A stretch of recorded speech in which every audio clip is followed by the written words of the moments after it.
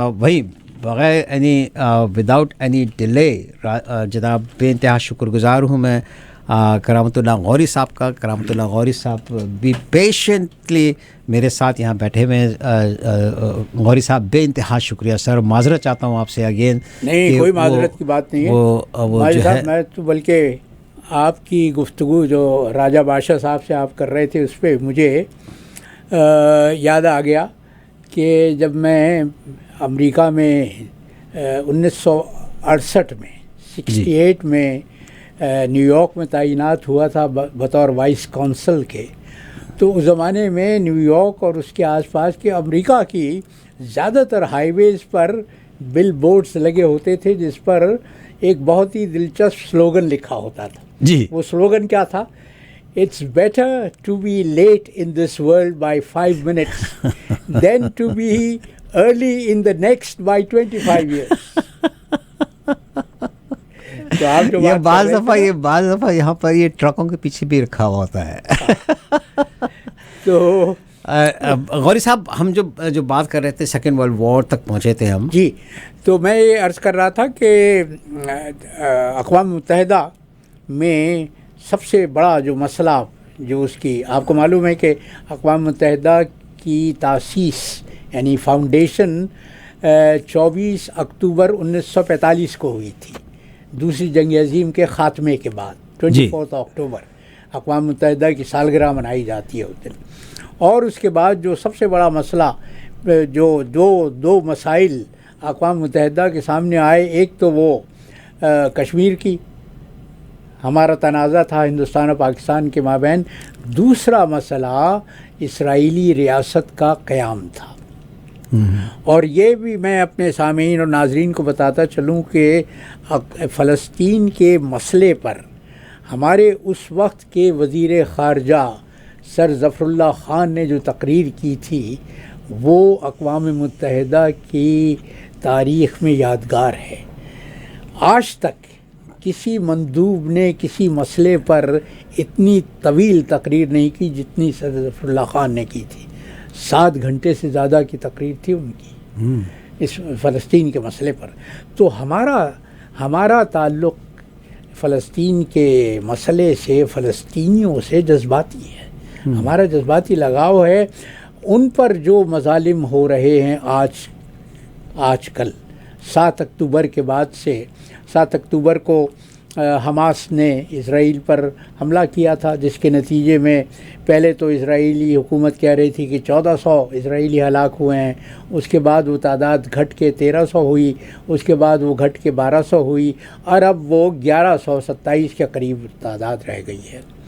دوسری طرف اسرائیل کی جارحیت کے نتیجے میں جو میں عرض کر رہا تھا کہ 18,000 سے زیادہ فلسطینی شہری ہلاک ہو چکے ہیں جن کا حماس سے کوئی لینا دینا نہیں، کوئی تعلق نہیں، لیکن وہ جارحیت جاری ہے.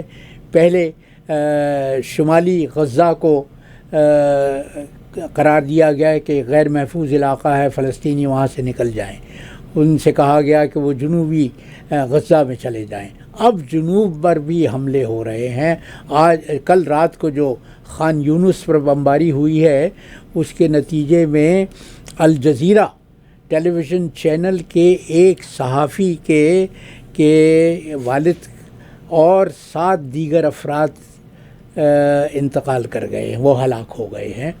اس طرح سے میں آج ہی اقوام متحدہ کے ترجمان کا بیان سن رہا تھا. انہوں نے کہا کہ اب تک 80 دیگر صحافی اور صرف الجزیرہ ٹیلی ویژن چینل کے 46 صحافی مارے جا چکے ہیں. تو یہ جنگ اس پیشے سے جس سے آپ وابستہ ہیں، جس سے آپ کا تعلق ہے، اس کے 126 افراد کو ہلاک کر چکی ہے. اس کے علاوہ جو حملے ہو رہے ہیں اسپتالوں پر، اقوام متحدہ کے اداروں پر، مسجدوں پر، کلیساؤں پر، وہ الگ ہے. تو ایک بربریت کی جنگ ہے جو ہو رہی ہے. لیکن اسرائیل کا منصوبہ صرف یہی نہیں ہے کہ وہ غزہ میں بظاہر ان کا کہنا یہ ہے کہ وہ حماس کے وجود کو مٹانا چاہتے ہیں، لیکن اس کے بعد تیاری یہ ہے کہ غزہ سے فارغ ہو کے وہ پھر شمالی اسرائیل کی طرف پلٹیں گے، جہاں لبنان کے ساتھ سرحد ملتی ہے، اور آپ کو معلوم ہے کہ لبنان کی سرحد کے ساتھ حماس کی جو تنظیم ہے، نہیں حماس کی نہیں بلکہ وہ جو دوسری تنظیم ہے وہ وہاں پر بہت فعال ہے، اور اس کی طرف سے مستقل یہ وارننگ دی جا رہی ہے کہ اگر لبنان کی طرف دیکھا گیا تو پھر وہ متحرک ہو جائے گی، اور دوسری طرف اسرائیل کے وزیر اعظم نیتن یاہو لبنان کو یہ دھمکی دے چکے ہیں۔ حزب اللہ وہ تنظیم ہے جی لبنان میں مسلمانوں کی جو بہت طاقتور ہے، جو لبنان کی سرحد جو اسرائیل کے ساتھ ملتی ہے، اور لبنان کے ایک علاقے پر، ایک پٹی پر اسرائیل نے قبضہ کیا ہوا ہے، 2007 کے بعد سے مسلسل قبضہ کیا ہوا ہے۔ تو نیتن یاہو نے لبنان کو یہ دھمکی دی ہے کہ اگر لبنان حزب اللہ کی طرف سے جنگ میں شامل ہوا تو پھر بیروت کو بھی ایک غزہ بنا دیا جائے گا۔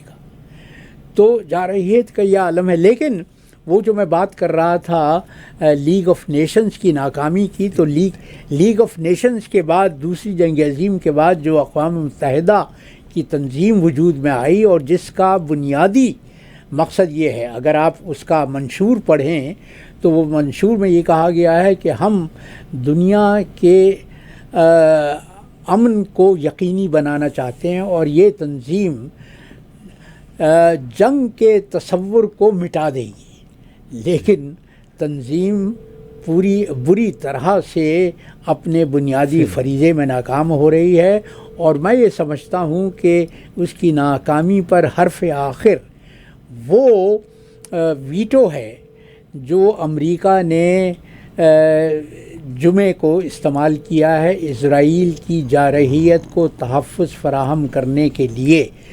تو میں یہ سمجھتا ہوں کہ اقوام متحدہ کی ناکامی کا حرف آخر لکھا جا چکا ہے۔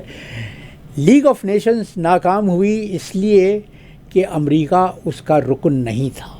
اقوام متحدہ ناکام ہو رہی ہے اس وجہ سے کہ امریکہ کے پاس اقوام متحدہ کی سلامتی کونسل میں ویٹو کی طاقت ہے، اور آپ کو معلوم ہے کہ